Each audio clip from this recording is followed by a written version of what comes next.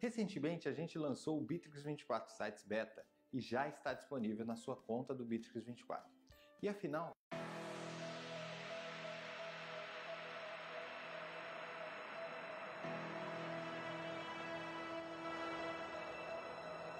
We wanted to run, we wanted to fall together.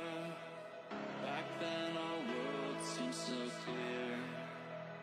We grew so bright, shimmering lights around us. We take flight into the sky.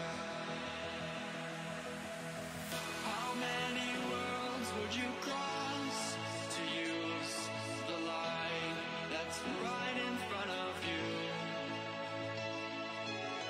There is no light on the other side. I say, look straight ahead and you will see. You will see.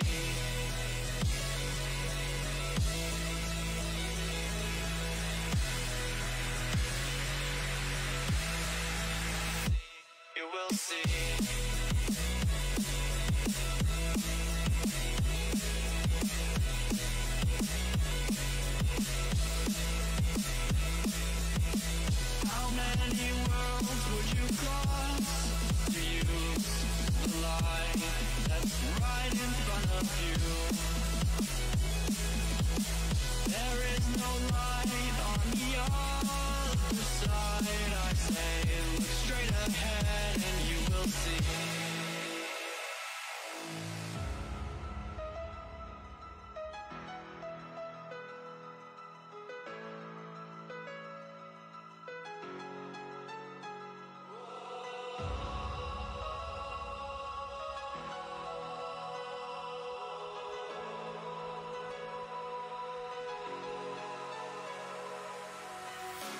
Take my hand, I'll lead you on into the stars. We'll ride away from all the wars.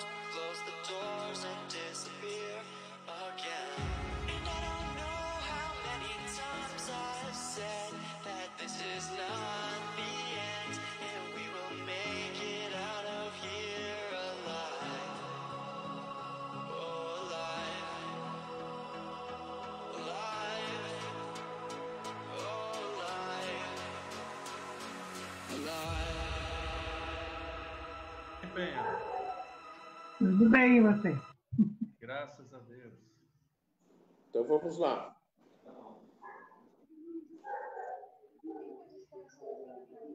Boa noite, então. Estamos iniciando a nossa live de hoje aqui no Facebook Diretal. Eu agradeço a presença de todos que estão já conosco. E vamos conversar hoje à noite, então, com a Mariana, que é arquiteta, urbanista e também especialista na área de trânsito, mobilidade e segurança, e é diretora, coordenadora da divisão de trânsito do Instituto de São Paulo. A Penha também participou, assim como Penha, carinhosamente eu a chamo, é professora. Então, ela também participou da elaboração do Código de Trânsito, esse que está vigente no país.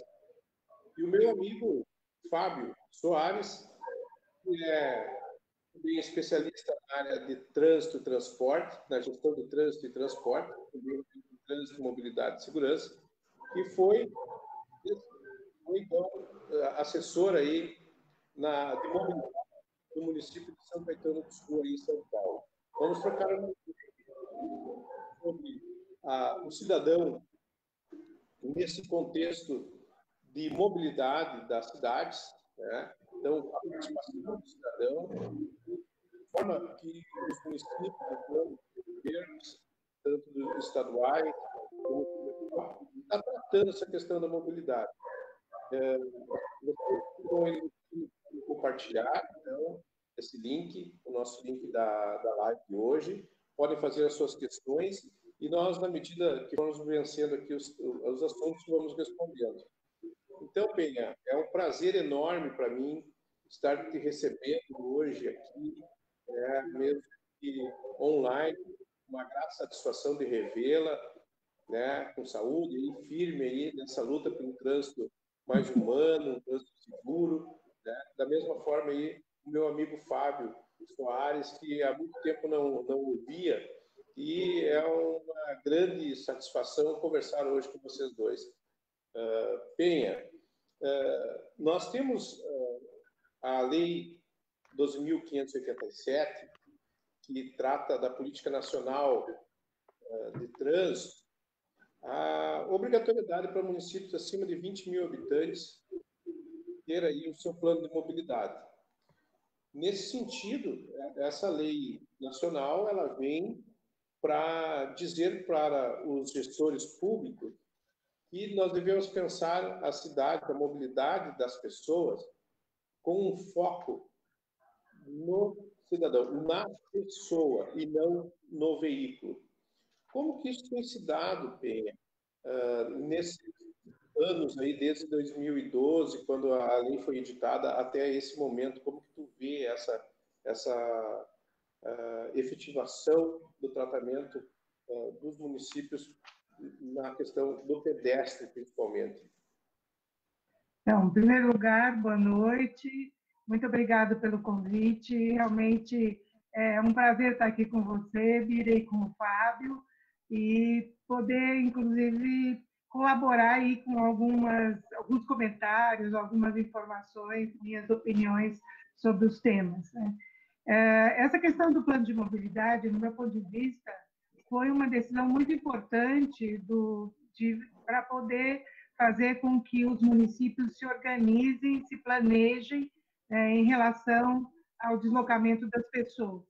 O Código de Trânsito Brasileiro, que entrou em vigência em 98, ele já trouxe uma mudança de conceito muito importante, porque ele trouxe o conceito de que o trânsito é o uso das vias por pessoas, depois veículos e animais. Então, ele já trouxe uma modificação muito interessante, importante, para nesse contexto de considerar que a movimentação nas vias se dá por pessoas. Então, isso que você colocou em relação aos pedestres, e eu diria mais também ao transporte ativo geral, né, o não motorizado, então o pedestre, o ciclista, os planos de mobilidade, eles devem dar um foco bem importante para esse setor e para esses dois modos de se deslocar. Porque andar a pé é um dos modos de transporte. E andar a pé acarreta um sistema viário próprio para o pedestre, com segurança, com conforto, porque às vezes uma calçada muito boa, muito bonita, faz com que o pedestre vá para a pista porque tem uma vegetação agressiva, ou porque não tem uma área adequada para circulação, vamos dizer, pavimentada. Então, essa questão, nos planos de mobilidade, eu acho que ainda tem muitas cidades que ainda não conseguiram realizar esse plano, por isso foi prorrogado novamente o prazo para que as cidades possam fazer. Eu acredito que as cidades pequenas, de pequeno porte, elas precisam de uma orientação melhor do como conduzir esse processo do plano de mobilidade. Muitas vezes eu vejo licitações de plano de mobilidade com exigências para uma cidade de 30 mil, 50 mil habitantes, com exigências como se fosse uma cidade de 2 milhões de habitantes. Então, não tem sentido, porque o Plano Móvel guia, inclusive, é um guia, não é exatamente uma obrigação. E é importante que os planos de mobilidade considerem exatamente as condições locais, a cultura local, as necessidades que a cidade tem, o futuro para essa cidade, e considerar, com certeza, bastante os deslocamentos a pé e de bicicleta. Ótimo. O nosso amigo Fábio, então, pode falar um pouco da experiência dele junto à Secretaria, então, de Mobilidade de São Caetano do Sul, onde desenvolveu também um papel importante, preponderante aí nessa questão, Fábio. Como que você vê aí essa questão dos passeios nas cidades, né? Depois eu vou falar um pouco aqui sobre a nossa realidade local, eu queria que tu falasse um pouco aí de São Caetano do Sul. Bom, Estão me ouvindo bem? Sim. Boa noite, então, Penha. Boa noite, meu amigo Bira. Um prazer enorme revê-los. Fazia um bom tempo, né? Que a gente não se encontrava. Estou com saudade das nossas aulas, né, Bira? Bom, antes de mais nada, a todos que nos assistem também uma boa noite. Eu gostaria, antes de mais nada, enviar os meus pêsames, aí, meus sentimentos à família do nosso ex-prefeito que faleceu essa noite aqui na nossa cidade. Então, para quem está assistindo, bastante gente de São Caetano aí, que certamente vai assistir também, né, o gravado. Queria desejar aí meus sentimentos a todos os familiares do ex-prefeito. E esse prefeito foi um dos que pegaram toda essa mudança, né, na mobilidade na cidade, o crescimento da cidade, as indústrias, a mudança mesmo. Esse prefeito foi importante, o Dallagnese. Bom, a minha trajetória no trânsito, ela começa minha infância, vamos dizer assim, né? Eu nasci dentro de uma autoescola e daí foi o meu amor à primeira vista. Meus pais sempre dentro de uma autoescola, comecei a ser instrutor de autoescola e desde os 18 anos tirei a carta, já fui ser instrutor, ensinar a dirigir.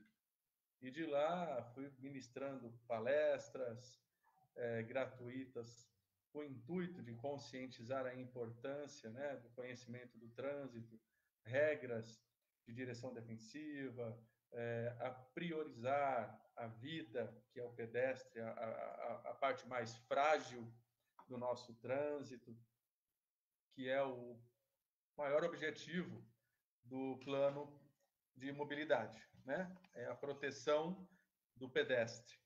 E a gente vê que é a parte mais frágil e, infelizmente, a maioria das cidades não pensam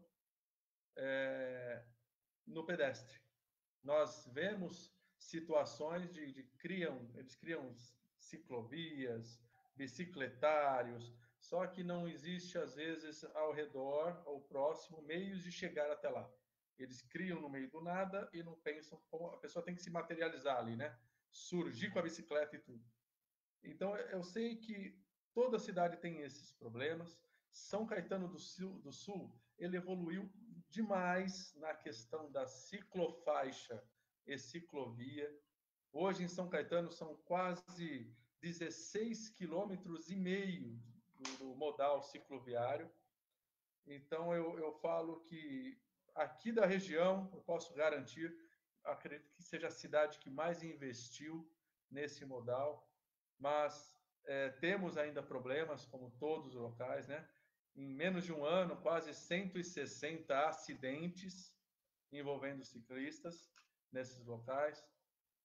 Então, assim, são várias experiências, né? E professora, temos muito a aprender com a senhora, né? Com o Roberto. Eu adoro ouvi-los e a gente tem muito a estudar, né, Bira? A gente tem muito a aprender com a prática, ouvir os ciclistas, e a principal reclamação que nós ouvimos hoje em dia é a falta de segurança, muita gente roubando bicicleta, muitos acidentes, né? E aí vai. Nós temos que desenvolver essa conversa aí e tenho certeza que vai sair alguns projetos bons daqui.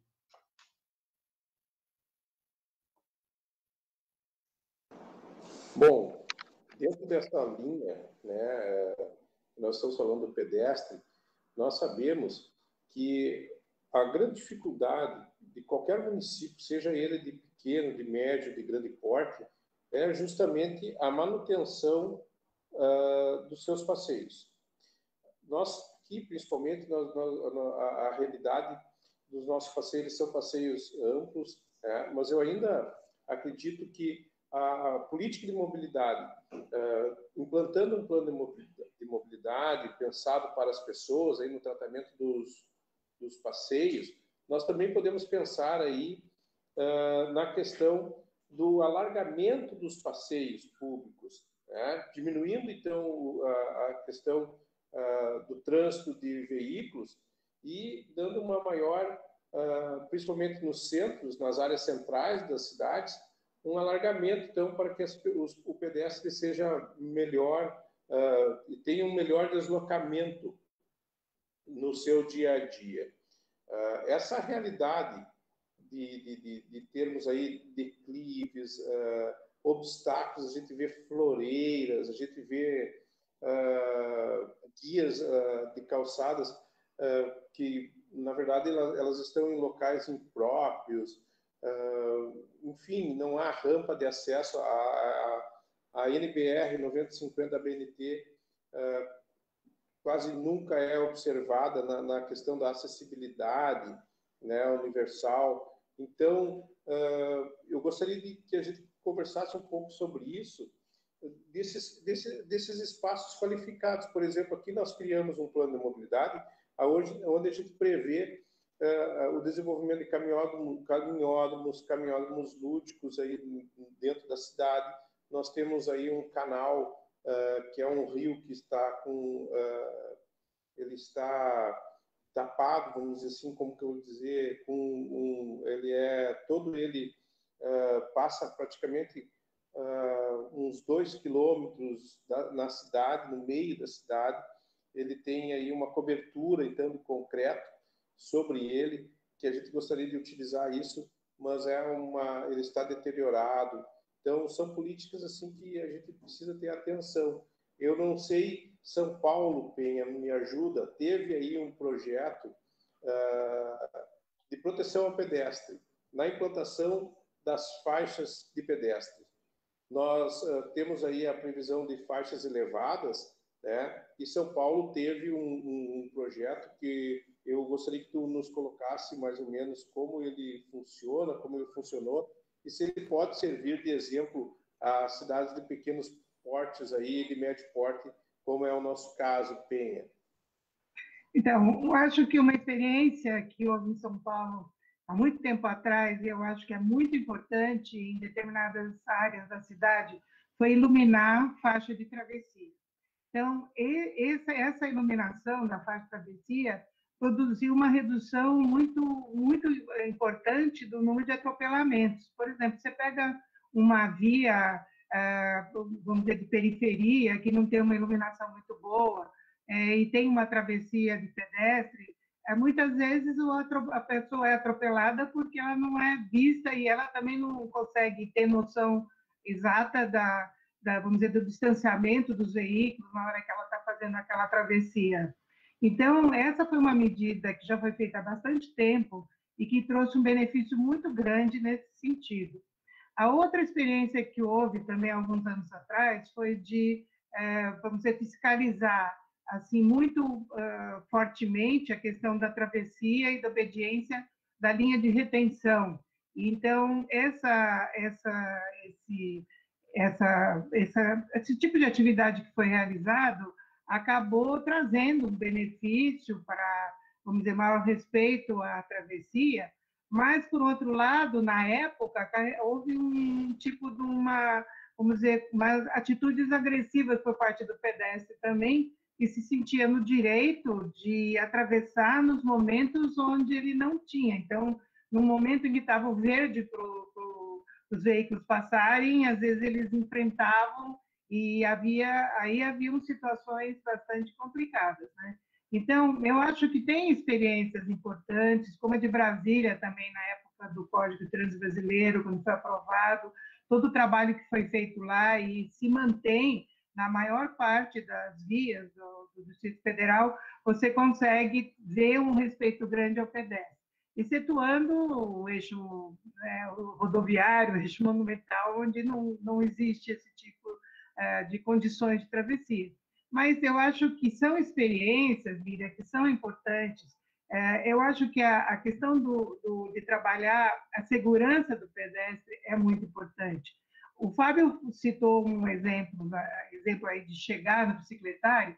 Eu diria mais, eu acho que eu sempre falo nos cursos de transporte, para o pessoal da área de transporte, que o usuário do ônibus não nasce dentro do ônibus. O usuário do ônibus é um pedestre. E, às vezes, ele não consegue chegar no ponto, ele não consegue ter uma área de espera no ponto, você pega na periferia de São Paulo, tem lugares onde você não tem mato no ponto de ônibus, né? E não tem calçada, não tem passeio, as pessoas eles ficam na pista esperando. Então, você tem que olhar a cidade como um todo, ver os diversos problemas, como você tem que tratar. O pedestre, se você tem uma escola, a criança tem que chegar a pé na escola com segurança. Então, não adianta também olhar só o lado de fora, a porta da escola, tem que olhar os percursos que as crianças fazem para chegar na escola. Então, o olhar tem que ser um olhar abrangente, o olhar tem que, como o Fábio também falou, o próprio Código de Trânsito Brasileiro, no seu primeiro capítulo, fala da importância da preservação da vida, e fala o tempo todo disso. Então, a gente tem que entender isso como uma parte da nossa rotina de trabalho. Então, enxergar o todo, preservar a vida, dar condições de circulação com segurança e conforto, porque se não der o conforto, o pedestre vai para a pista, e esse conforto é importante. Ele sentir confortável no ambiente onde ele está. Então, é uma questão muito importante, eu acho, o fato de você colocar em discussão assim, fator principal aí dos planos de mobilidade, com certeza.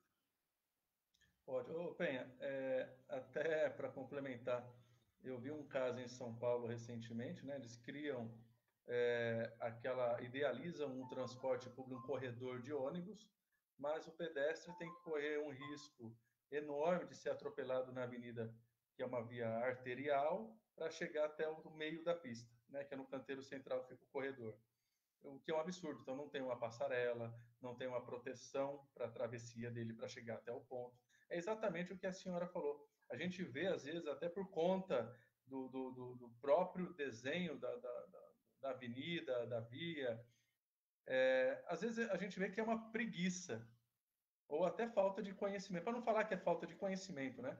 Porque hoje várias secretarias de trânsito e transporte são ocupadas apenas por pessoas meramente políticas e não gestoras ou que conhecem da área, né? E isso também atrapalha.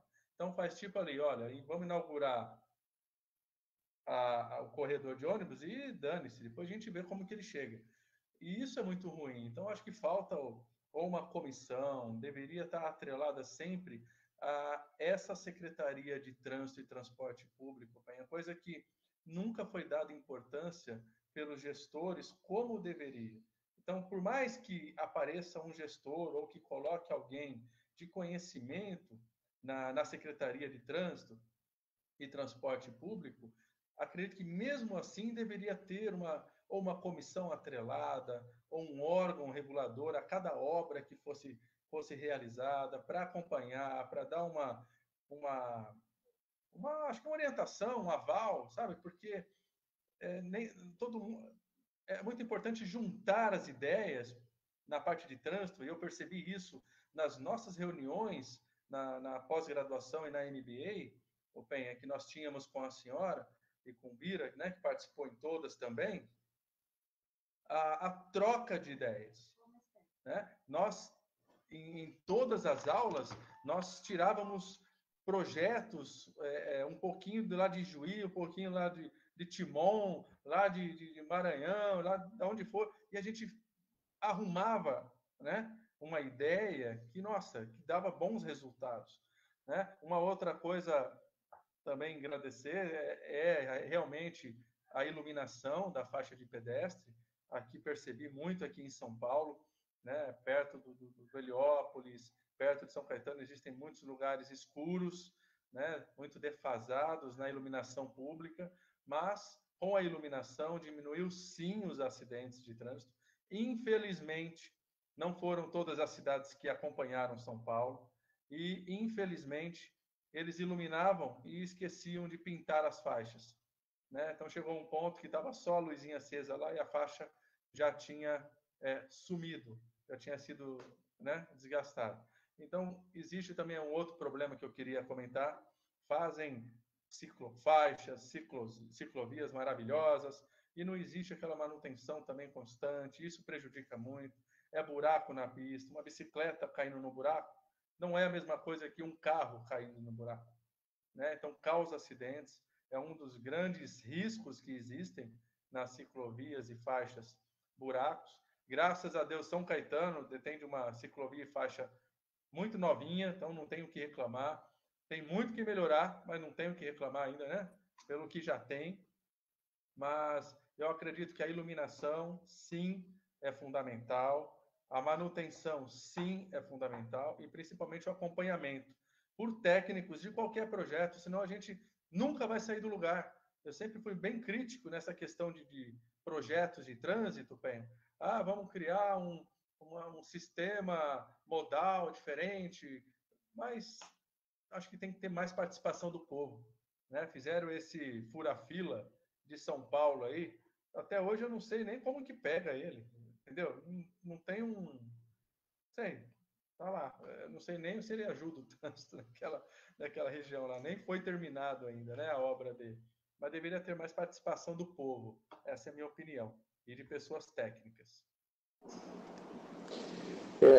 Justamente, Fábio, né? As questões aí relativas ao pedestre, aqui em Juí, nós somos um exemplo também, aí, antes de Brasília, Penha, né? Depois Porto Alegre tentou copiar um pouco aí, também com aquela questão da mãozinha, né, para pare, né? E deu muito problema. Então, e aqui nós não tivemos esse problema. Aqui, na década de 70, meados aí de 70, fim de 70, meados de 80, o pessoal aqui resolveu fazer umas faixas aqui na área central, junto à Praça da República, e o grupo que estavam dos grupos de clubes de serviços meio que se obrigavam a obedecer, a respeitar a legislação e parar na faixa pedestre. Então, nós temos aí essa cultura há muitos anos aqui de respeito à faixa do pedestre, pelo menos na área central. Mais afastado, a gente realmente precisa dessa manutenção, a gente precisa dessa iluminação, que é um exemplo aí de São Paulo que deu certo, né? Claro que com a devida manutenção. E aqui a nossa equipe aqui do Núcleo de Sinalização Viária, ela sempre foi uma equipe muito competente e tentou sempre manter em boas condições, Fábio, a sinalização do pedestre. Talvez aí nós não temos muita sinalização existente nas linhas divisoras de fluxo, mas as faixas de pedestre, elas são constantemente aí, recebem a manutenção da sua pintura. Isso a gente tem de positivo aqui na cidade. Mas, por outro lado, a gente sempre tem que avançar, né? Uma cidade, ela é dinâmica, independente do seu tamanho, né? Ela sempre tem as questões para que nós possamos avançar. E não é diferente aqui como aí a realidade de vocês. E o que eu percebo é justamente como nós estamos falando aqui de mobilidade, o cidadão e a cidadania, né? Quando nós chamamos o cidadão a participar, Fábio, nós temos uma dificuldade, porque geralmente quando você vai para uma audiência pública para tratar de mobilidade, nós estamos falando aí num período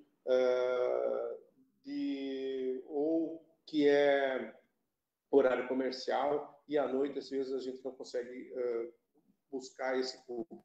E agora a gente tem então um mecanismo que são então os smartphones, enfim, então esses aplicativos aí que a população precisa ser consultada. Eu acredito nisso. Nós chamamos isso de governo colaborativo, né? Que ela precisa ser ouvida, né? Nós fizemos aqui as audiências públicas junto a escolas, junto a universidades, ouvindo a população antes de finalizarmos o plano de mobilidade, mostrando qual era os nossos objetivos com a elaboração do plano de mobilidade, e conseguimos uma boa participação. Mas eu percebo que após isso nós temos um pouco essa dificuldade, sim, de conseguir ouvir então os ciclistas, agora com o novo normal, nós temos percebido, Penha, que o transporte coletivo, as pessoas estão um pouco receosas de utilizar o transporte coletivo, uma vez que tem um risco maior de contaminação do coronavírus. E as pessoas estão migrando para o transporte, para a mobilidade, então, ativa, né, que é a questão do ciclo viário, né, do modal cicloviário, que há um aumento. A própria Abraciclo tem divulgado dados a esse respeito. E as cidades, então, precisam estar preparadas. Como o Fábio falou, nós temos aqui um plano de mobilidade que ele prevê, então, uma rede de mobilidade, que é, por óbvio, né, o deslocamento a pé, o cicloviário e o transporte coletivo priorizado. Mas nós não conseguimos ainda tirar do papel boa parte dessa rede. Então, o cidadão ele precisa ser ouvido, participar mais. Então, de que forma nós poderíamos fazer isso?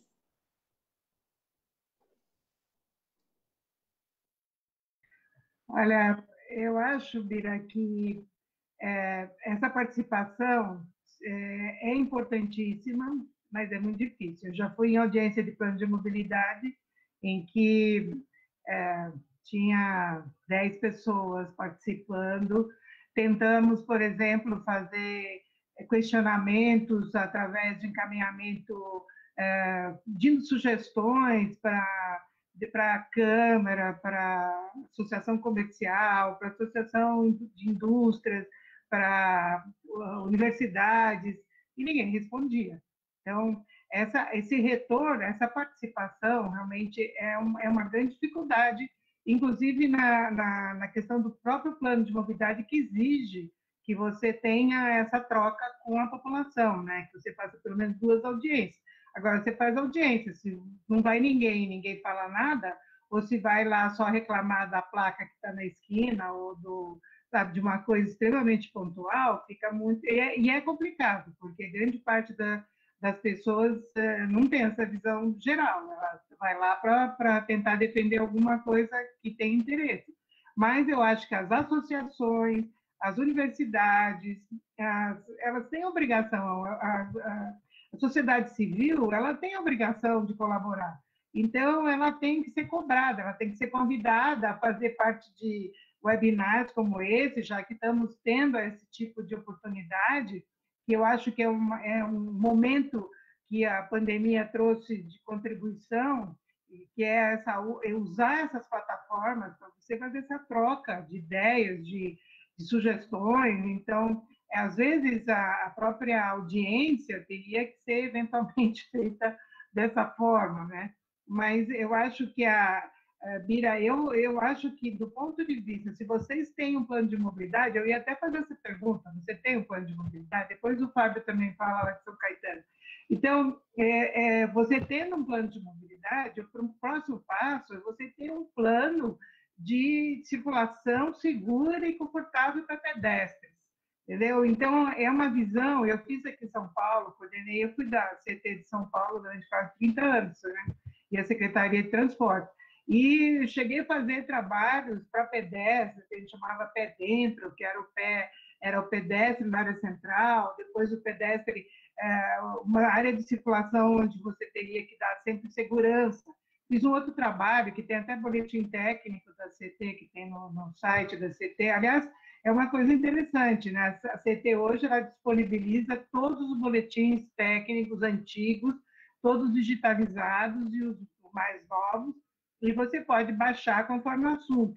E tem um assunto específico de um trabalho que eu fiz, que era sobre o deslocamento de pessoas com deficiência física numa região que é entre o Parque Ibirapuera e a Vila Mariana, onde tem várias associações, né, dessas pessoas que utilizam, as associações utilizam o Parque Ibirapuera e chegam lá de transporte público e assim por diante. Então, é um trabalho que resultou até de participação em conferências internacionais, porque na época, que é muito antigo esse trabalho, ele teve uma repercussão tremenda. Então, eu acho que é importante você ter dentro do plano de mobilidade, o plano de mobilidade está dando um norte.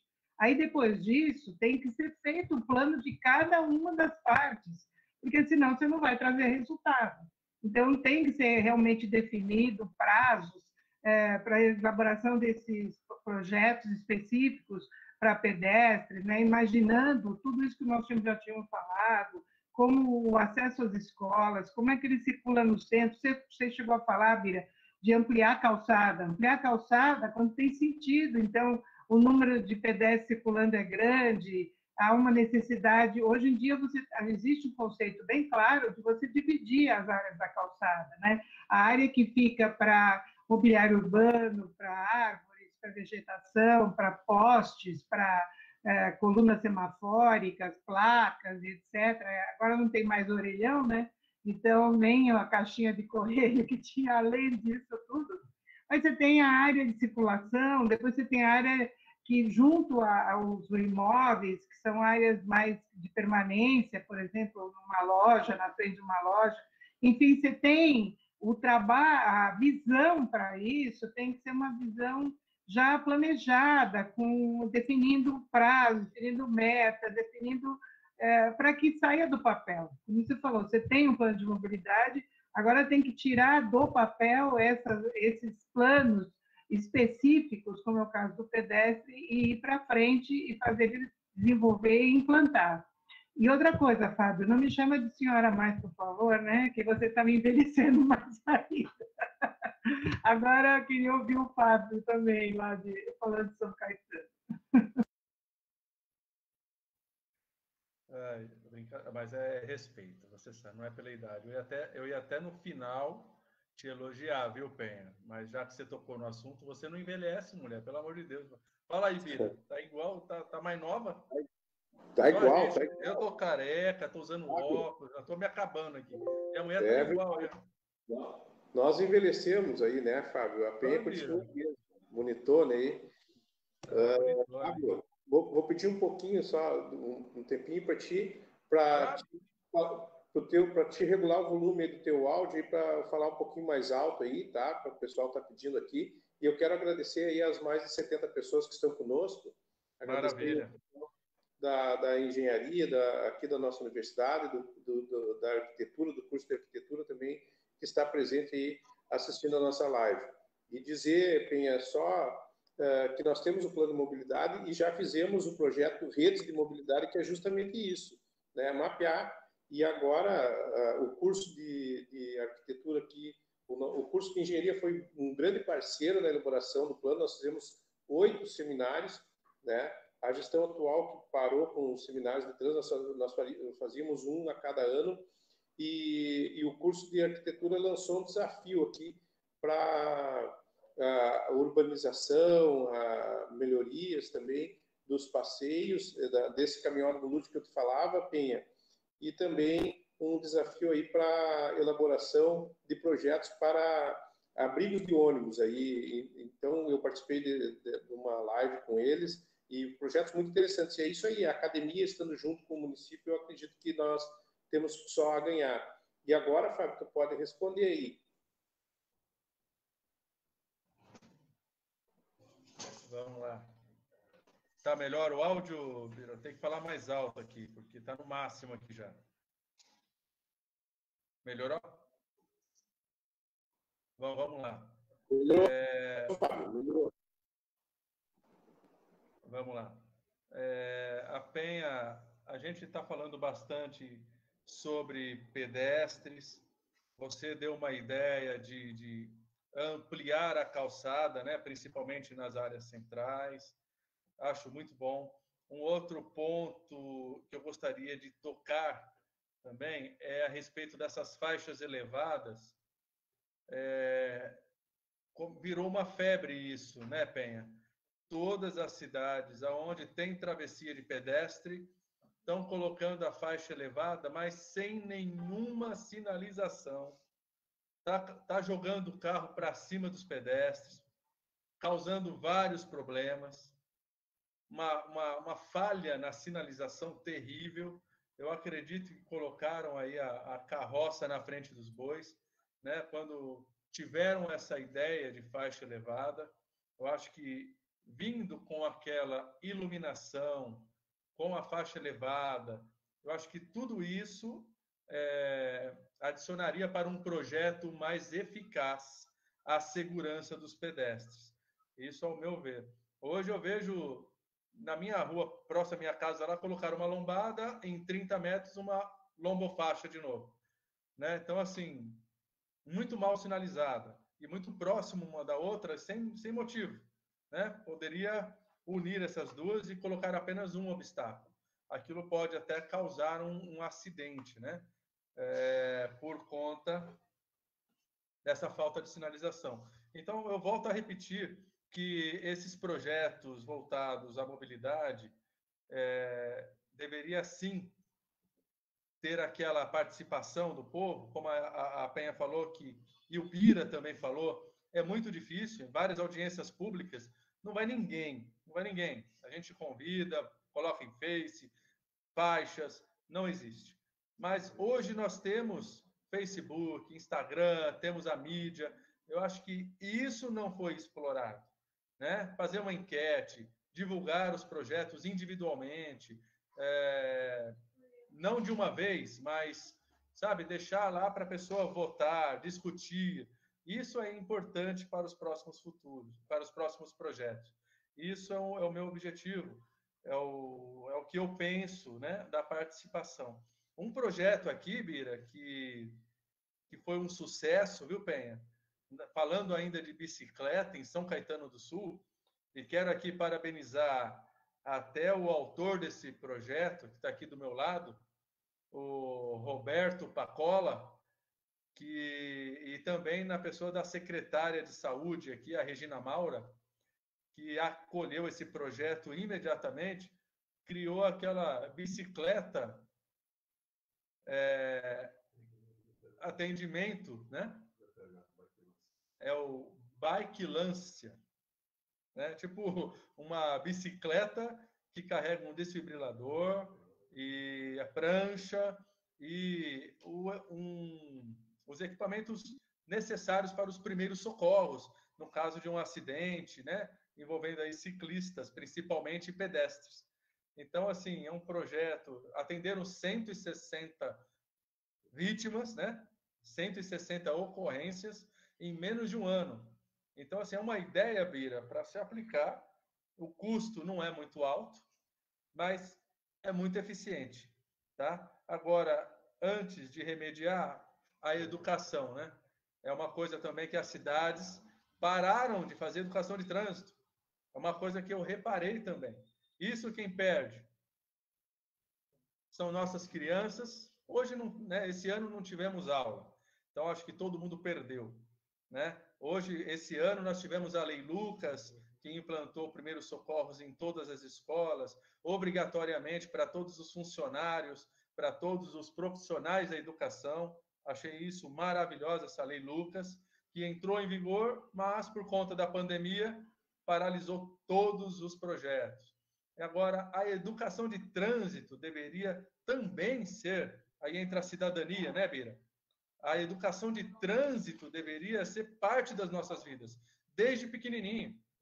Hoje nós vemos, a maioria dos acidentes é a falta de educação, né? A falta de educação do usuário da via é que, geralmente, a maioria das vezes causa um acidente, causa aí um dano a terceiro. A falta de educação é um dos principais motivos. Se a pessoa tivesse aquela cultura, a educação de trânsito, o respeito ao próximo, muita coisa poderia ter sido evitada.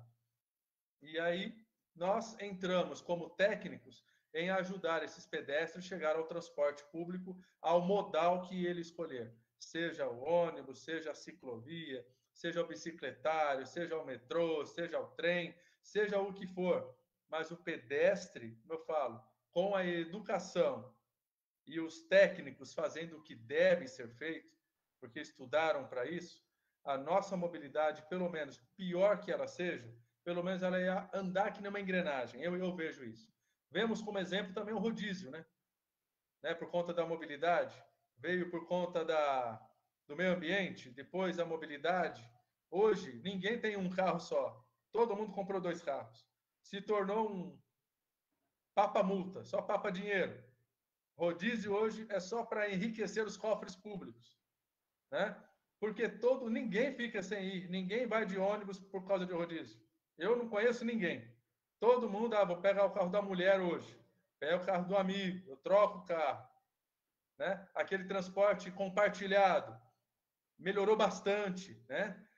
Por conta depois dos taxistas, veio o Uber, veio o compartilhado. Eu acredito que diminuiu bastante também o fluxo de veículos, ajudando bastante a nossa mobilidade. Mas são medidas que devem ser reinventadas, eu acredito, também o rodízio, para estar melhorando aí a nossa mobilidade. Apesar de todos os técnicos estarem aí sempre focados na velocidade média do carro, eu primeiro sempre priorizo a vida do pedestre, é claro. Mas a velocidade média é uma coisa que também deve ser priorizada, né? Em segundo plano, é claro, como eu disse. Às vezes, até aqui na cidade, eu chego a brincar, pessoas que deixam para arrumar, pintar semáforo do dia de semana, né? Arrumar bueiro dia de semana, sexta-feira, véspera de feriado. Algumas coisas poderiam ser evitadas. Em São Paulo é a mesma coisa. Vão pavimentar a Marginal Tietê em plena sexta-feira, véspera de feriado. Umas coisas que também deveriam ser pautadas para que não ocorresse, né, Ben? A não ser que fosse um caso de emergência. Mas essas são as minhas considerações aí a respeito de pedestre. O projeto da, como fala? Bike-lância, né? Vai Muito aí bom. essa proposta que eu gostei muito. E quanto ao abrigo de ônibus, que também é um fiasco, né? A gente não acha um abrigo que abrigue bem realmente os pedestres. É uma piada, eu não vejo um abrigo decente em nenhuma cidade, né? Transporte público hoje é um motivo de terror por conta da pandemia e ninguém dá uma solução, ninguém fala de esterilizar espaço, tem que ser intensificado essa informação também. Então, assim, o transporte público, a mobilidade, tudo isso é um assunto que parece que ninguém está percebendo, né? É uma coisa tão importante e estão deixando de lado. Posso fazer um comentário, Bira? Pode? Bom, o Fábio falou aí de um leque de coisas que dava para fazer umas 10 webinars ou mais, aí só sobre cada assunto. Mas eu queria fazer algumas observações, por exemplo, sobre a faixa de travessia elevada, que você também já tinha falado, Bira. A faixa de travessia elevada faz parte do grupo de, vamos dizer, propostas que em inglês chama traffic calming, em português chama tráfego moderado. Então, são medidas para acalmar o trânsito, para fazer a circulação ser mais adequada. E a faixa elevada, o que ela faz? Ela faz como se fosse uma continuação da calçada. Então, ela não é para ser usada em qualquer lugar, porque ela é para ser utilizada em certas condições onde você quer dar essa prioridade total e absoluta, e é uma travessia. Veja, ela não é para reduzir a velocidade. Quando ela é colocada em lugar onde a velocidade é mais alta e ela aparece de repente, a pessoa é atropelada em cima da faixa de travessia elevada. Então, você tem que reduzir o trânsito. Por isso, o Fábio até falou que na rua dele tem uma lombada anterior, talvez tenha sido colocada para reduzir a velocidade para poder chegar na faixa e dar prioridade adequada à travessia do pedestre que estiver passando lá. Então, essa questão de uso da faixa de travessia elevada, ela deve ser feita com cuidado nos lugares próprios. Eu já vi faixa elevada na frente de igreja, a igreja fechada a semana inteira, e do outro lado tinha um muro. Quer dizer, eu não conseguia entender o que aquela faixa de pedestre elevada fazia lá. Do mesmo jeito que quando você vê uma faixa de travessia em rodovia, onde tem uma redução de velocidade muito grande, e você vê do lado esquerdo um mato, e do outro lado algo que não tem nenhum uso na edificação, você não consegue entender, aí você não consegue obedecer a sinalização, porque ela não está passando para você as informações corretas, para você respeitá-las. Essa questão da cidadania, Bira, eu acho que trânsito é o exercício permanente de cidadania. É o respeito às regras, é respeito uns aos outros.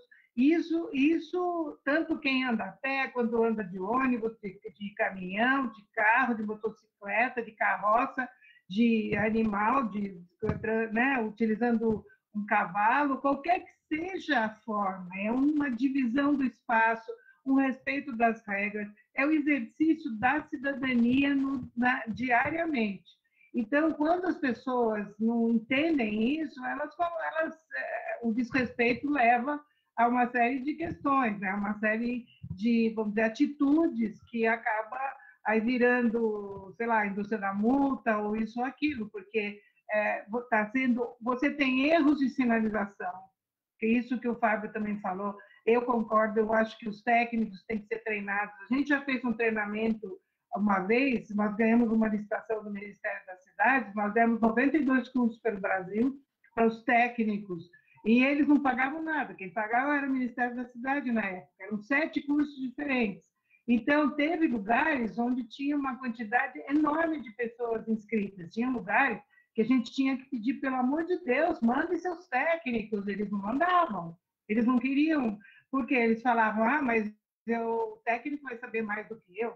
Então, como gestor, então, o bom gestor é aquele que ele consegue enxergar a possibilidade do pessoal que trabalha, ter assessores competentes em cada área, que isso faz com que ele consiga fazer uma boa gestão. Porque fazer uma boa gestão é ter essa visão macro, é saber distribuir bem as coisas, não dar uma prioridade, vamos dizer, errada, mesmo se ele erra, ele tem que buscar acertar. Então, é um desafio permanente, né, ser um bom gestor, né, e vocês que têm experiência aí também nessa área.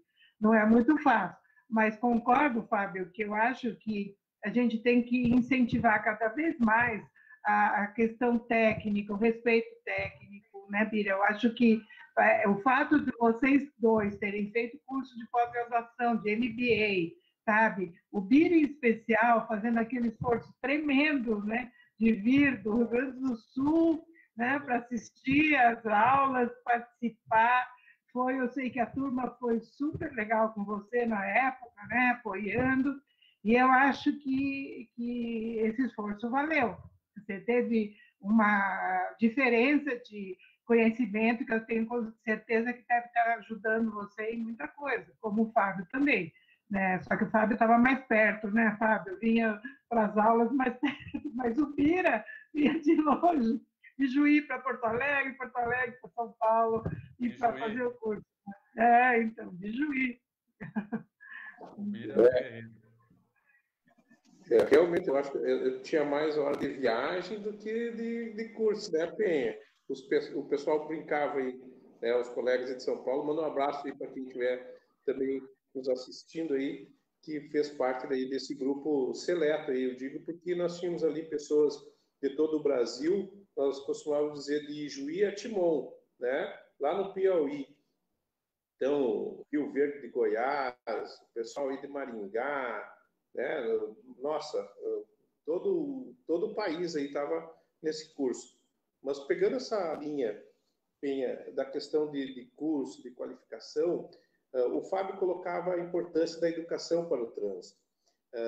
Lembras que eu fui convidado aí depois de ter terminado o curso aí no Instituto de Engenharia, de participar de uma reunião da divisão de trânsito com os dirigentes de trânsito do Estado de São Paulo, onde nós apresentamos o nosso projeto aqui de Juí, o ProMat, que foi justamente tirado dessas nossas experiências, como o Fábio falou, e que nós desenvolvemos aqui, então, junto com a universidade, com a Secretaria de Educação, com a Delegacia Estadual de Educação, com a PRF, com a Polícia Militar, o Ministério Público. Então, esse Programa Municipal de Humanização no Trânsito, que nós trabalhávamos com os jovens, com o público pré-adolescente e adolescente do ensino médio, das escolas, e depois no ensino universitário também. Nós tínhamos aí esse projeto tão importante que pegava aquela gurizada já que estava próximo a tirar a carteira, né, a fazer a carteira de habilitação ou que recém tinha sido habilitado.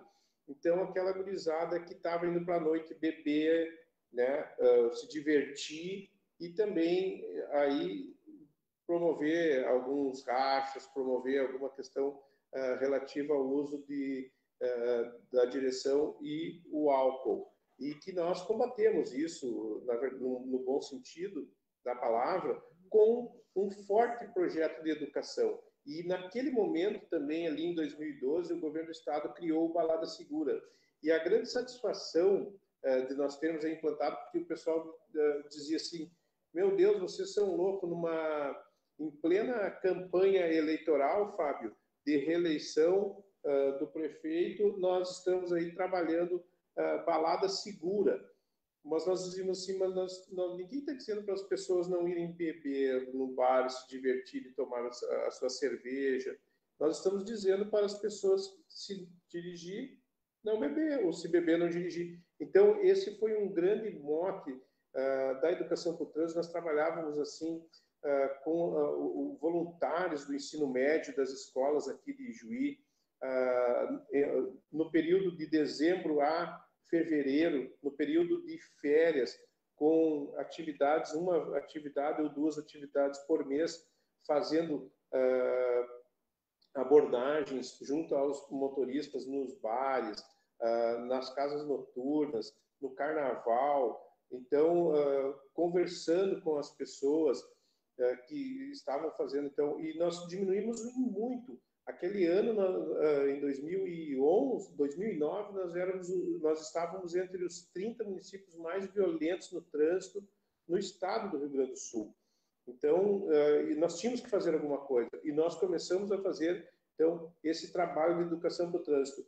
E o ProMat, então, ele pegava desde as séries do ensino fundamental, então, lá com a escolinha de trânsito para as crianças, até o ensino universitário, com os seminários de educação para o trânsito, com essas atividades para o ensino médio, com os grêmios estudantis, e isso nos levou aí a um patamar de nós estarmos entre as 3 melhores cidades com projetos de educação para o trânsito do Detran do Rio Grande do Sul, né? Destaque na FAMURS. Nós recebemos em 2012, aí, pelo Movimento Gaúcho do Trânsito Seguro, a medalha da Assembleia Legislativa da 52ª legislatura pelo serviços prestados ao trânsito do Rio Grande do Sul. Então, o pessoal do Movimento Gaúcho do Trânsito Seguro veio a Ijuí, nós fazíamos reuniões com os dirigentes. Então, aqui em Ijuí, tendo mais de 90 municípios do estado do Rio Grande do Sul debatendo as questões de trânsito, porque é importante essa troca. E a universidade sempre foi uma parceira nossa, né? Os cursos aí, naquela época existia apenas o curso de engenharia civil, a arquitetura é um pouco mais recente, Penha, aqui para nós, na nossa universidade, mas sempre foram grandes parceiros. O curso de pedagogia aqui da universidade chegou a criar um projeto que se chama Cidade, Lugar de Ir e Vir, que justamente era para que as alunas de pedagogia pudessem ter subsídios para trabalhar a interdisciplinariedade das questões do trânsito. Então, isso foi um grande projeto. Nós tínhamos aí a área da saúde, como o Fábio falou, nós tínhamos simulações de acidentes na cidade para atendimento. Nós criamos um Comitê Municipal de Prevenção de Acidentes, junto com a Coordenadoria Regional de Saúde do Trabalhador, o Sereste Missões, que a gente está perto aqui das missões jesuíticas, né? Então, aqui se chama Sereste Missões, e esse Sereste, então, à época, ele juntamente conosco, foi criado o Comitê Municipal de Prevenção de Acidentes, não só acidentes de trânsito, mas também acidentes de trabalho, mas sendo que o acidente de trânsito no deslocamento era um grande fator de afastamento de trabalhadores do seu serviço. Então, nós criamos esse comitê interdisciplinar. Então, eu sempre acredito e vou apostar sempre na educação para a diminuição do nível de acidentes. E nós conseguimos alcançar esse nível. Hoje, te confesso que agora com a pandemia parou, né, estagnou um pouco o número de acidentes, mas nos últimos 3 anos aí ele veio aumentando. Por quê? Porque houve essa interrupção na educação. Nós conseguimos aqui promover um concurso público para uma pedagoga trabalhar especificamente na coordenadoria de trânsito essas questões de educação. Por quê? Porque é importante que cada profissional, como o Fábio falou, ele tenha o seu lugar na organização, no organograma do setor de trânsito. Então, nesse sentido aí, nós trabalhamos arduamente sempre para que, mesmo que troca o Bira, troca a Penha, sei lá quem sai, quem entra, mas o projeto em si ele tem uma base. Infelizmente, a atual gestão aqui ela não manteve essas questões, mas nós temos aí essa esperança de que a educação para o trânsito ela resolve e promove a cidadania, Penha, e eu tenho claro isso, né? Que o trânsito ele é um lugar onde a cidadania é praticada toda hora e todo o tempo, né? Esse respeito ao espaço do próximo, seja ele pedestre, seja ele cadeirante, né? Nós temos que observar muito também a questão dos deficientes visuais. Eu acredito que nós temos que ter aí um olhar diferenciado para esse público, né, que tem que ocupa o seu espaço, e nós precisamos dar condições para ele com as placas indicativas em braille, enfim, com todas essas questões. Penha, eu gostaria, aproveitando o gancho do Bira, para quem está assistindo, gente, a Penha, ela é uma das pessoas que ajudaram a criar o Código de Trânsito, né, Penha? Você contribuiu muito para que o nosso Código de Trânsito, 97, 98, aí, fosse editado, publicado.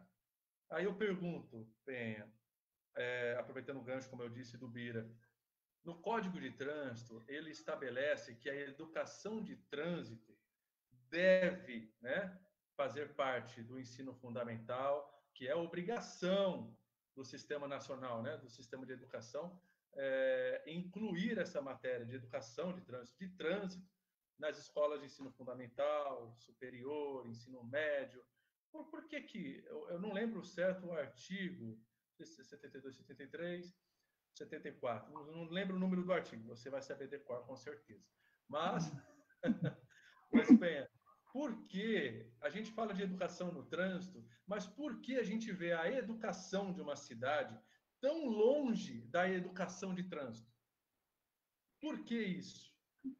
Viu, Fábio? Eu acho que você tocou num ponto importantíssimo, que é o fato de... Você chegou a falar, vocês já falaram aí em algum momento que a educação devia ser desde sempre, desde pequenininho, porque a gente vive, né, andando, a gente circula, e basta, por exemplo, você, quando você está andando com o seu filho, você já falar para o seu filho, ó, se mantenha longe da guia, faça isso, cuidado, olha para os 2 lados para atravessar a rua. A gente até costuma falar, mas muita gente não fala, muita gente não faz isso, né? Com a esperança de que ele aprenda na escola. Só que isso que você está falando, o Código ele trouxe esse capítulo específico sobre a questão da educação, e ele aborda um ponto importantíssimo, que é o fato de ter que fazer, não exatamente uma cadeira, Fábio, mas fazer com que haja que esse assunto trânsito passasse a ser parte da vida das escolas. É esse o objetivo que era. Então, não era ter uma cadeira, mas era fazer com que houvesse uma transversalidade, houvesse uma integração dos temas, houvesse uma forma... Não participar da grade, então? Não com uma matéria específica, mas como o conteúdo, porque o objetivo era fazer com que o Ministério da Educação conseguisse elaborar, por exemplo, materiais, livros didáticos, apostilas, que fosse vídeos, em que houvesse essa integração e essa transversalidade. Então, por exemplo, a gente sempre falou disso, por que o professor de física, quando vai falar de choque, ele não pode usar a questão do choque elástico, anelástico, ligado ao trânsito, falando do choque entre dois veículos, do choque entre o veículo e uma árvore, e explicando a diferença. Quando está falando de... É comum, às vezes, até você ter problemas na dinâmica ligados a dois trens que vêm de um lado, vêm do outro. Por que não pegar situações reais em que você tem hoje, não tanto trem, mas você tem rodovia, onde você tem um veículo vindo de um lado, do outro lado, e faça com que isso passe a ser um problema a ser discutido em classe? Estatística, você pega estatística de trânsito, porque isso não pode ser discutido numa aula de matemática, por exemplo, português, por que você não pode colocar temas ligados ao dia a dia das pessoas na aula de português? E quando você tem vestibular, você pode ter no vestibular questões também relativas a esses temas, né? E se você trabalha desde pequenininho, uma criança, como uma coisa natural, isso devia fazer com que tudo depois que aparecesse sobre o trânsito já tivesse uma outra visão. Acontece que o grande problema que eu vejo, e pela experiência que a gente teve em São Paulo, de tentar fazer trabalhos nessa área de educação com as escolas, é que depende muito, quer dizer, primeiro depende realmente do Ministério da Educação incentivar, desenvolver, fazer todos esses materiais. Depois depende muito dos diretores de escola estarem abertos a aplicar isso. Depois depende dos professores estarem dispostos a fazer isso. Então, é todo um processo muito complicado de mudança de visão, de entendimento de que o trânsito é o nosso dia a dia, que viver a cidade faz parte do nosso dia a dia, seja para ir trabalhar, seja para ir para a escola, seja para ir se divertir, para ir para um hospital, seja para qualquer coisa. Nós estamos na cidade, nós estamos vivendo a cidade. E viver a cidade faz com que você se exponha nos riscos, né, de enfrentar situações que existem de conflitos entre os vários tipos de formas de se deslocar. Então, se você não encara isso como uma coisa importante, natural da sua vida, passa a ser uma coisa, eu vou aprender a dirigir porque como um sonho de consumo, e não como viver a questão do trânsito de forma a entender que é um exercício de cidadania. Então, por exemplo, hoje está se falando tanto do lixo, então, não, né? Então, eu, para os meus filhos, eu nunca deixei eles jogarem um papel de bala no chão. Eu não tinha onde pôr, eu pegava e punha no meu bolso, punha na minha bolsa, para depois eu jogar.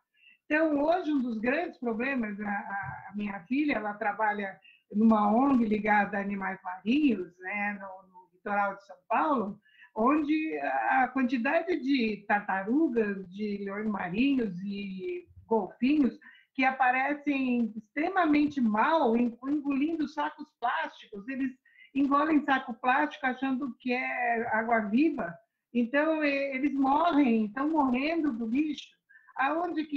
Como é que a gente faz? Ela luta no sentido de fazer com que o pessoal lá do litoral e os turistas entendam que não devem jogar o lixo. Agora, ontem mesmo eu vi uma foto tirada em praias, agora, do final de semana, que é chocante, quantidade de lixo jogado. Isso faz parte da educação principal das pessoas. Então, puxa, por que jogar aquelas garrafas na praia, sabendo que aquilo prejudica o resto, prejudica o meio ambiente, prejudica os animais marinhos, que fazem parte da nossa vida? Agora, isso tudo faz parte da educação, faz parte do começo, do início da vida. Então, se os pais também não passam isso para os filhos, você não pode esperar que tudo seja passado na escola, embora as escolas tenham um papel importantíssimo. Mas depende. Então, se os pais não acreditam nisso, ou fazem, ou até dão um exemplo errado, né? Tem um vídeo feito na Austrália que é importantíssimo, eu uso nos cursos, né? Que é o pai fumando, a criança com cigarro na mão, né? O pai jogando a lata de cerveja, a criança jogando a lata de cerveja. O pai batendo na mãe, o filho batendo na mãe. Quer dizer, é esse exemplo. E eu sempre, quando eu dou curso para agentes de trânsito, eu sempre falo, você tem que acreditar no trânsito, tem que acreditar nas regras de trânsito, para você dar um exemplo. Você não pode estacionar na esquina no final de semana, depois ir lá multar e autuar os veículos que estão na esquina, porque você não está acreditando. Você tem que dar o exemplo. E é isso que nós temos que dar como pais, o exemplo dos filhos, como gestores, o exemplo para os nossos funcionários, para o nosso público, para a nossa sociedade.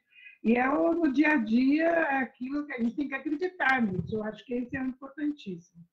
Desculpa o desabafo. Não, é isso mesmo. E complementando o que o Bira falou também, né? Parabéns pelo projeto, Bira.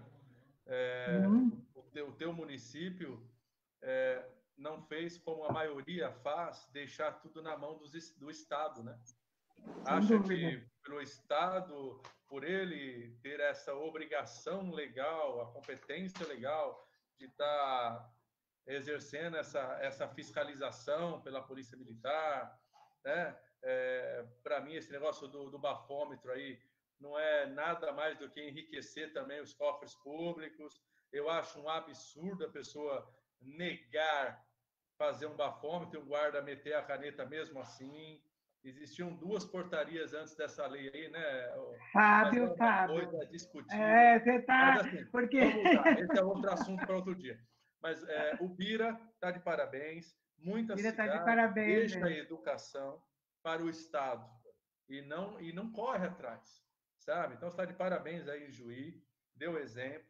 Aqui em São Caetano do Sul, por vários anos, eu fui palestrante voluntário, tá? A gente ia no tiro de guerra, 4 horas da manhã, dar palestra de direção defensiva, sabe? Esses moleques novos, 17, 18 anos aí, tudo com testosterona nos olhos, né? Querendo beber, gastar, acho que nunca vai morrer, né? Então, assim, essa galera precisa ter a conscientização de que aqui é carne e osso, é muito frágil, né? E quem tem o dever é todo mundo, é o município, a começar do pai, como a Penha falou. É o pai, mesmo que ele não tenha. Eu tenho um projeto aqui na minha cidade, Bira, de deixar a educação de trânsito fixa na cidade. Como? Usar praças, em vez só de ter árvores, ter uma mini cidade de trânsito, para você levar o teu filho para brincar lá. Automaticamente, tendo farol funcionando, tendo casinha, tendo faixa de pedestre, automaticamente, isso é fato. Você vai levar teu filho, você acaba ensinando ele. Mas porque tem lá disponível. Hein, Fábio? Só pato e ganso, ninguém vai fazer nada, né? Perde esse momento com a família. Como tem IDER em Brasília, a Transitolândia, né? Eu tive o prazer lá de conhecer lá dos nossos colegas aí, da Daniela e do Sérgio. Lembra aí do Sérgio aí? Eu tive lá, tive o prazer de conhecer lá a Transitolândia de Brasília, lá, um excelente espaço. Eu acho que todas as cidades aí, acima de 100 mil, 200 mil habitantes, deveriam de ter algo daquele jeito. Boa a tua ideia aí. Bira, eu acho que essa questão da chamada Transitolândias ou cidades, esses espaços vivenciais que começaram, inclusive, aqui em São Paulo, na CET, eles foram espalhados realmente no Brasil inteiro. E eu acho que tem várias cidades, várias experiências muito interessantes nesse sentido. Mas eu acho que mais esse trabalho que você estava relatando, que vocês fizeram em Juí, eu acho que é justamente a abordagem, ela é feita de forma abrangente, pegando as várias faixas etárias, pegando várias formas de tratar a questão, faz com que você possa ter bons resultados. Porque tem cidades que realmente copiaram livres o espaço de São Paulo, fizeram outro igual, só que a cidade não tinha a mesma característica, né? Então, as crianças não viam daquilo exatamente como parte deles. Eu acho que isso é importante. Você criar o espaço, essa ideia, Fábio, que você colocou, de usar algumas praças para fazer, eu acho que é interessante você porque quando o código fala de você ter as escolas públicas de trânsito, todos os órgãos de trânsito, isso não quer dizer que você tem que ter um lugar físico permanente funcionando como esse espaço, essa transitolândia. Ou você ter, por exemplo, espaços que você faz num domingo, numa praça. Nós tivemos essa experiência na CT, quando eu também cuidava da área de educação, em que a gente fez o Domingo Legal numa praça, onde a gente montou tudo na praça, e isso desmontou depois, porque não era para ficar lá o tempo todo, porque senão você tem gente que vai lá roubar, tem gente que estraga, tem gente... Então, você faz... Dá para fazer um circo, montar um circo, uma tenda e fazer essa atividade no circo. Então, dá para você fazer... Tem cidades que não têm muito dinheiro, que estão fazendo em caminhão, em ônibus, fazendo dentro do ônibus.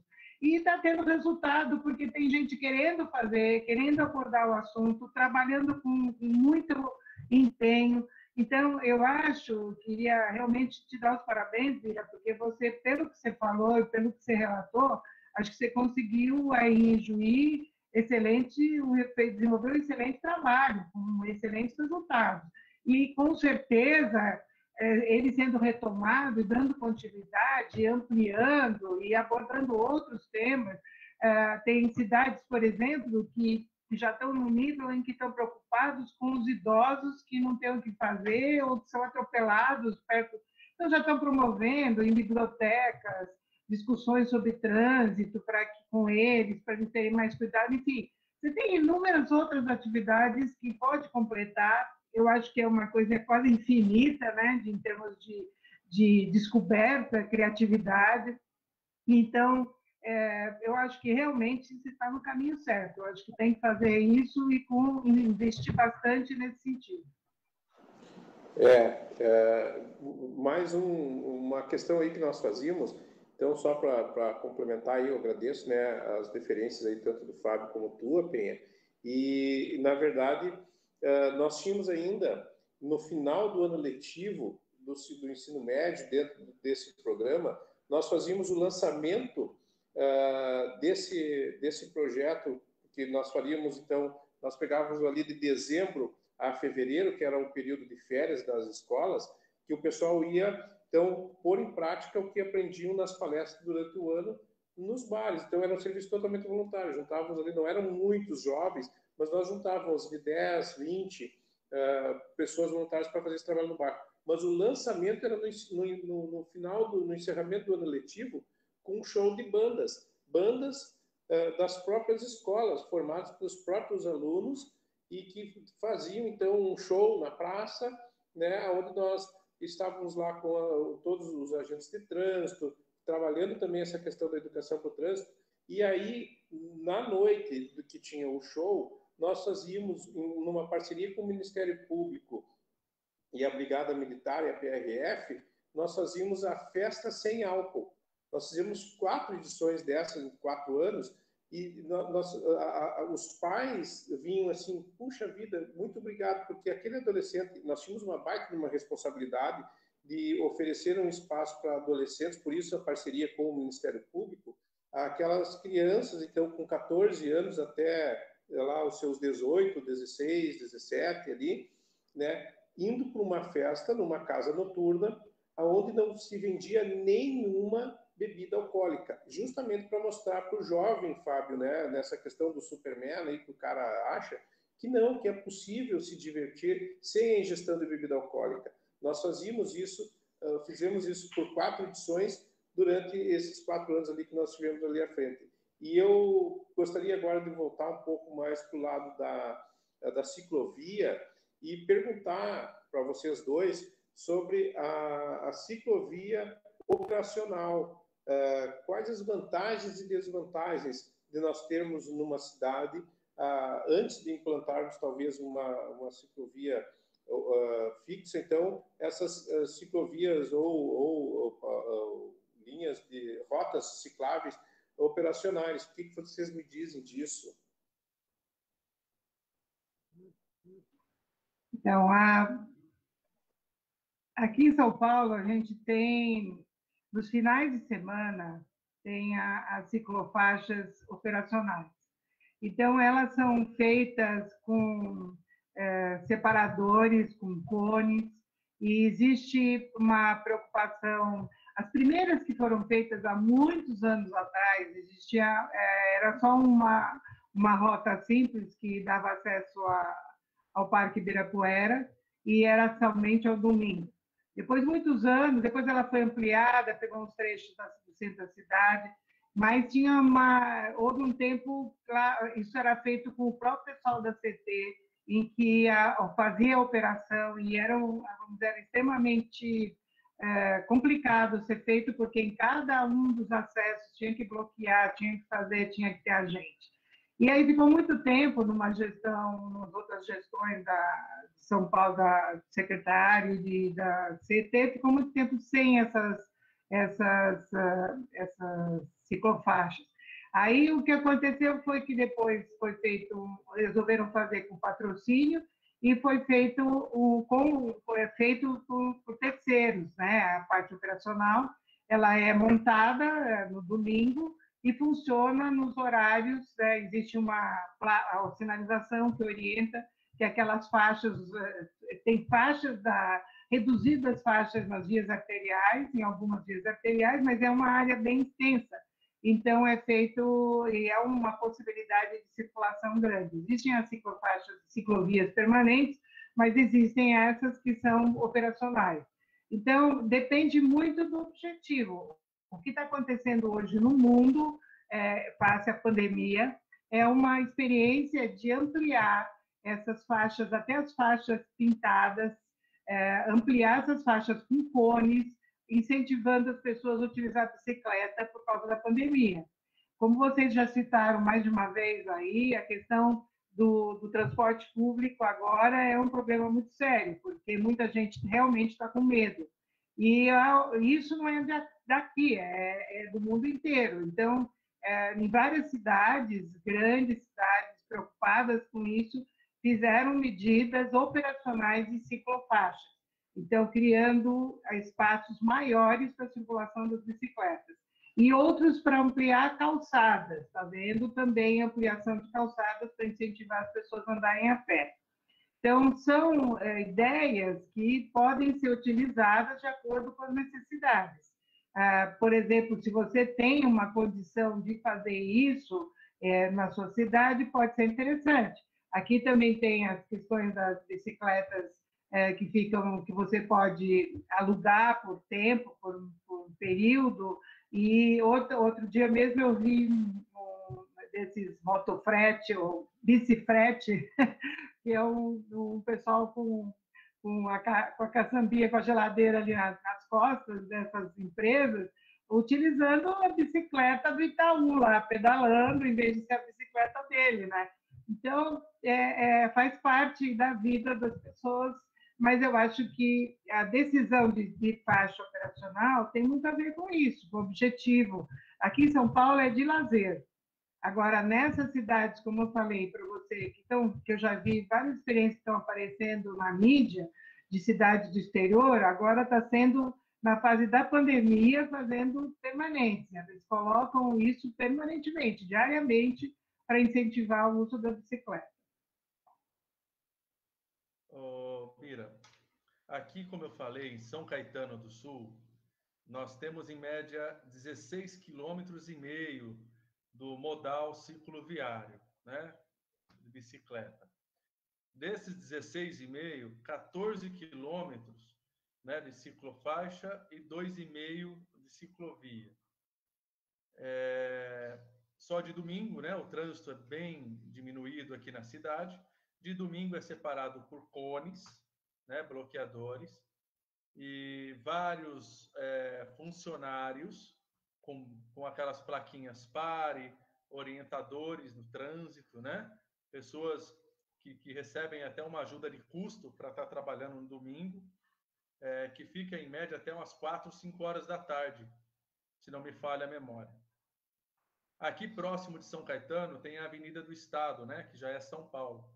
Um fato interessante que me chamou muita atenção, e eu comecei a reparar também em outros bairros de São Paulo, Penha, muitos gestores se preocuparam em criar ciclofaixas, né, a uns preços absurdos, vamos nem comentar isso, mas tudo bem.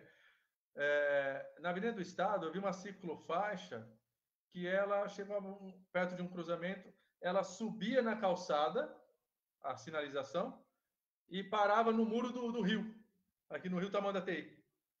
Aí eu até tirei foto na época, ia mandar para a senhora, para você, né, essa foto. Eu fiquei imaginando, gente, o ciclista tem que se jogar dentro do rio e o pedestre some, né? Porque a calçada era cortada pela faixa, pela ciclofaixa, um absurdo. E ela parava no muro do rio, na mureta do rio. Então eu falo, onde, não sei, sabe? Até uma criança, acho que não faria um negócio desse. Um cara gastou um dinheiro, São Paulo sinalizou, depois veio recapeando toda a via, perdeu todo o dinheiro, que era quase R$700 um metro quadrado, que eles pagavam, né? E eu falo que, assim, muita cidade se preocupou em falar que tinha ciclofaixa, mas operacional, na verdade, não tinha nada, Penha.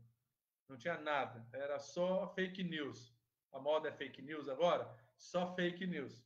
Só para inglês ver. Agora, São Caetano, uma coisa boa, funciona. Uma das reclamações, né, é a segurança, né? Principalmente nas margens aqui de São Caetano do Sul, né? Então, eles fizeram essas ciclofaixas nas extremidades da cidade, contornando a cidade toda, né? Não fizeram no meio da cidade, atravessando a cidade, né? Algumas vias só que tem a ciclovia, né, são as fixas, que nem ali a Kennedy, é uma das vias principais também aqui da nossa cidade, que possui a ciclovia, mas eu falo que funciona muito bem. Deveria ter mais segurança, acredito eu, chamaria mais pessoas para esse modal, né? Pouco divulgado isso, é claro que a coisa ruim propaga muito mais fácil do que a boa, então acredito que a segurança deveria sim ser mais intensificada, né? Ter mais ciclista guarda municipal, coisa que a gente deixou de ver durante de um tempo para cá. Então, assim, uma coisa tem que ser mais intensificada e ter continuidade, né? É isso aí. Deixa eu só fazer um comentário, Bira, que eu trabalhei na CET 30 anos, não trabalho mais há 20 e tantos anos lá. Então, o que eu quero dizer é que, e volto a falar da importância, Fábio, do conhecimento técnico que você colocou, da importância de capacitação técnica. Eu vejo muitos erros de sinalização, não só em São Paulo, mas como em vários lugares, em rodovias, e as críticas, quando a gente ouve críticas, às vezes, e comentários, muitas vezes, eles são válidos. Então, de coisas que estão erradas, que podiam ser corrigidas, desse exemplo que você citou, é um absurdo, como eu já vi foto disso, e vi foto de outras situações como essa, que não deveria nunca ter sido feito. Ou foi o projeto errado, ou foi quem foi fazer sinalização errada. O fato é que ninguém viu que estava daquele jeito e ninguém consertou, né? Então, eu acho que conhecimento técnico, essa questão das mudanças agora que estão sendo feitas no Código do Trânsito Brasileiro vão trazer novas preocupações. A questão, acabou de sair uma resolução sobre velocidade. Eu acho que tem que ter um conhecimento, tem que estar acompanhando, tem que estar treinando o seu pessoal, tem que verificar a responsabilidade de quem projeta, Bira, coloca uma placa de regulamentação, vocês ouviram isso nos cursos. A pessoa põe, às vezes, define que vai com a mão de direção e não pensa na repercussão daquilo, não pensa que aquilo, quando regulamenta, tem o fato de que vai fiscalizar. Então, se vai fiscalizar, tem uma infração correspondente àquilo. Então, é uma responsabilidade do técnico muito grande e que nem todos têm. né? Muitas vezes é delegado para uma empresa que é contratada para ela fazer todo o trabalho de sinalização e não vai se observar o que está acontecendo. Do mesmo jeito que se contrata uma empresa para fazer a gestão das multas e também não se observa se está fazendo direito. Então, é importantíssimo que quem está na gestão pública tenha condições de acompanhar, de saber cobrar, de fazer, de exigir que o trabalho que você contrata de terceiro seja bem feito. E para isso você precisa ter técnico, você precisa ter gente capacitada para saber cobrar e para saber fazer, orientar e fazer com que a coisa saia direito. É um comentário que eu queria fazer sobre sua observação. Então, pessoal, nós, com certeza, o trânsito, a mobilidade é um tema que nós falaremos aí vários dias, né? Então, Penha, eu gostaria, assim, de partir já para vocês aí nas considerações finais, agradecer aí todas as pessoas que nos acompanharam até agora nessa live, agradecer a ti, Penha, né, por ter aceito aí. Agradecer primeiro ao Roberto Fará, nosso professor, que nos instigou aí a participar junto contigo, Penha, e com o Fábio, dessa importante... Botou ele para dormir mais cedo, Penha? Como? Oi? Botou ele para dormir mais cedo?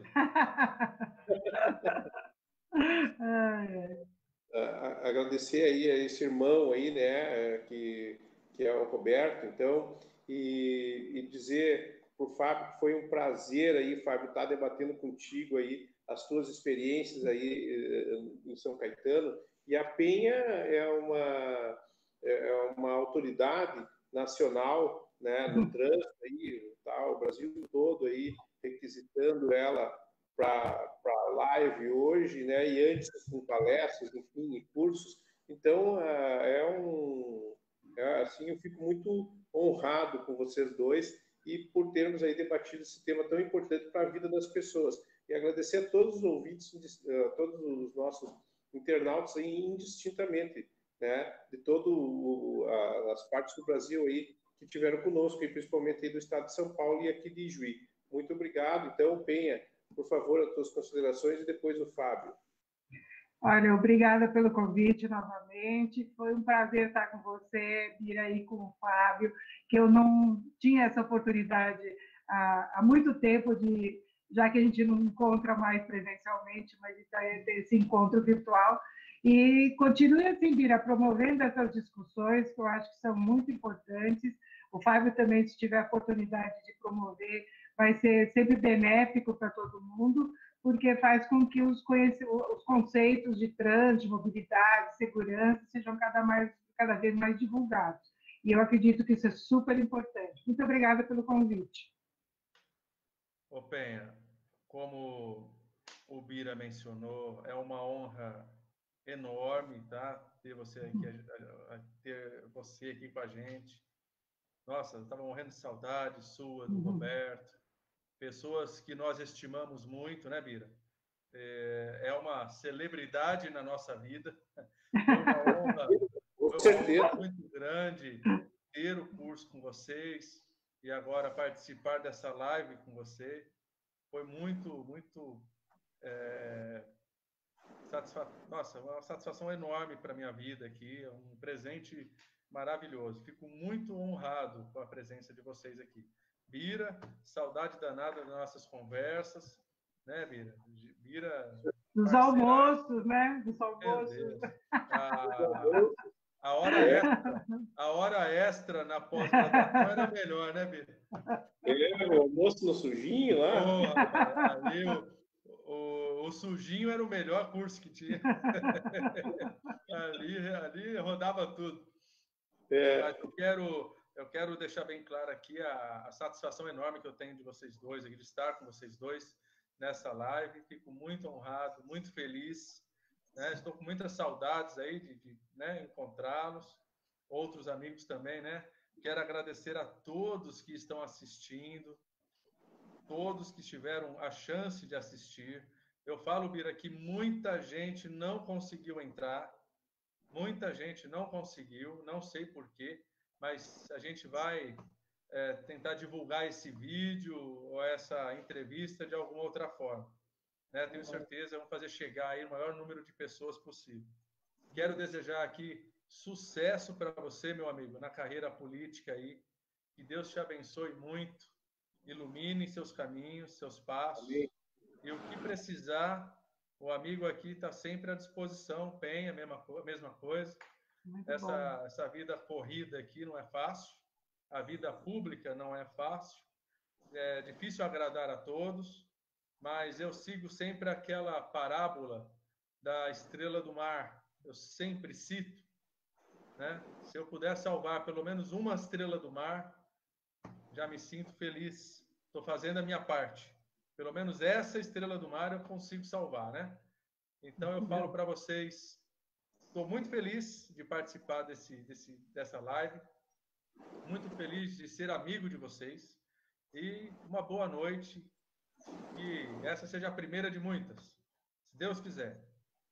Da mesma forma aí, Fábio, né, a gente recorda aí dos momentos de aula, dos momentos de integração, enfim, e é muito satisfatório. E com certeza, eu peço desculpas aí a quem não conseguiu entrar, talvez houve alguma confusão no endereço, mas enfim, vamos repetir isso, Fábio, é um compromisso que eu assumo aqui contigo e com a Penha, vamos repetir isso, vamos trazer mais gente, vamos trazer aí o Claudinei com a experiência dele aí de Taboão da Serra, o pessoal... Dele. Com certeza. O pessoal aí do norte, aí, os nossos colegas, nós temos grandes exemplos aí, né, Penha, a ser aí no Brasil com a nossa turma aí, né? Então, Penha... Eu tô curioso, viu, Bira? Desculpa. Eu tô curioso. Qual é o nome do nosso amigo de Timon? O Timon, eu não lembro o nome dele, mas era um nome diferente. Mas eu tô doido para saber o que ele fez com os jegue, né? Que ele falava que a turma, por conta da Bolsa Família, começou a comprar moto e jogar os jegue fora, né? E era um problema no trânsito lá. Eu queria saber o que ele fez com os jegue lá. É interessante. Como ele resolveu esse problema lá. Mas é isso, então. Muito obrigado. Boa noite, Penha. Boa noite. Boa noite. Vamos conversando. Boa noite. E parabéns, Bira. Parabéns pelo trabalho. Beijo, Penha. Beijo. Obrigado, bem. Parabéns a todos vocês. E sucesso aí, Fábio. Obrigada.